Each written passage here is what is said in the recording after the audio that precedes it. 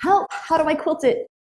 That's the most commonly asked question as I travel and teach. One way to help you pick out the designs for your quilt is to consider the inspiration behind the quilt. I know it sounds a little artsy or kind of out there, but if your quilt was made to resemble a particular thing or is made for a reason, pulling that inspiration in with the quilting is a fun way to highlight and show off that inspiration. And I have the perfect example to show you what I mean. So check out this block. Of course, it's a beautiful block. It uses Tula Pink's brand new fabric collection, Pinkerville, which is amazing. This block could be a number of things. It could be a beautiful sun. It could be a paper piece block, but it's not. It's a sea monster. That's right, a sea monster. So in this video, I'm going to show you how I quilted Tula Pink's Sea Monster quilt. But be sure to stick around to the end because I'm going to show you the best part of this quilt. Oh, fun. These blocks are meant to look like the sea monster is coming in and out of the water. I'm going to make the background look like water, and I'm going to make the block look like the sea monster. Now, in the points of the block, I don't want to do anything too incredibly complicated. That is your fabric, by the way. I don't want the quilting to take away from the beautiful prints. So I'm going to use traveling to get from point to point, and I'm going to quilt the serpentine lines within that point. Serpentine lines are perfect because they can get bigger or smaller depending on the area that I'm filling in. And again, I can use that traveling to get from point to point.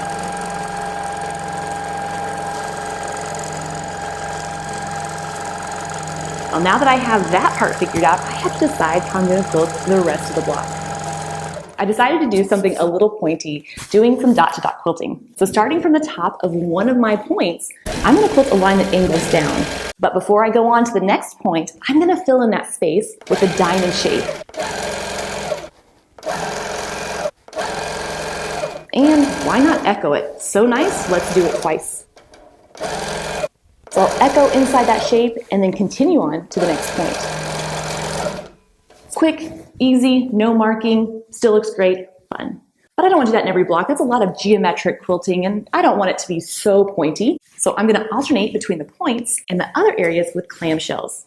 A basic, classic, traditional design, but it can also look like scales. I'm not going to just stop there though. I want to quilt those scales so that they look like they're curving with the block. It really sounds trickier than it actually is. I'm just going to start quilting clamshells along one side of my area and use traveling to get to the next row and then fill in any other gaps with little clamshells.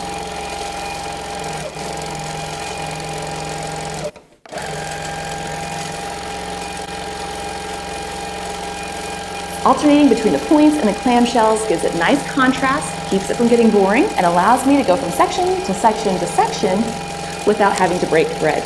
I call that a win-win. Of course, what I do in the top, I'm going to do in the bottom, and I'm going to continue with that theme of clamshells looking like scales. Because it's supposed to look like the sea monster is diving in the water, I'm going to go ahead and quilt some half arcs just to give me that nice curve to quilt my clamshells around. The tricky thing is that I need them to radiate around that arc, so I'm going to try to quilt them smaller towards the center and a little bigger towards the outside.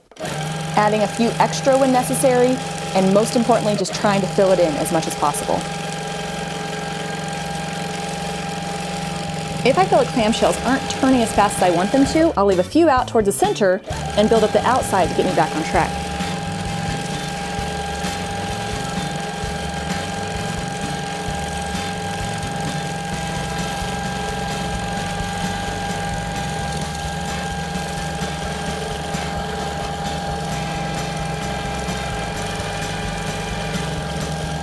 And just like that, you have part of a sea monster that looks more whimsical than anything. Okay, so when you first look at the block, you might not think, ooh, that is definitely a sea monster coming out of the water. But those little hints of inspiration will definitely help contribute to the whole overall quilt. Now in the background areas, I know I want that to be nice and fluid and wavy because that's supposed to be water.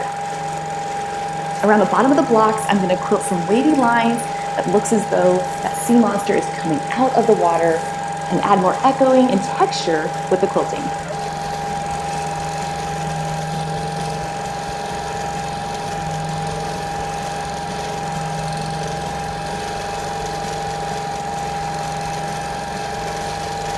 I may be easily amused, but one thing I've been wanting to do to this tail since I started quilting is make it look like there's ripples where the tail is coming out.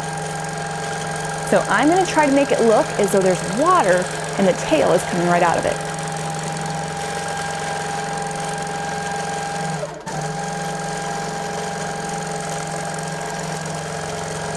But when I got to the end of the quilt, I realized we were missing something.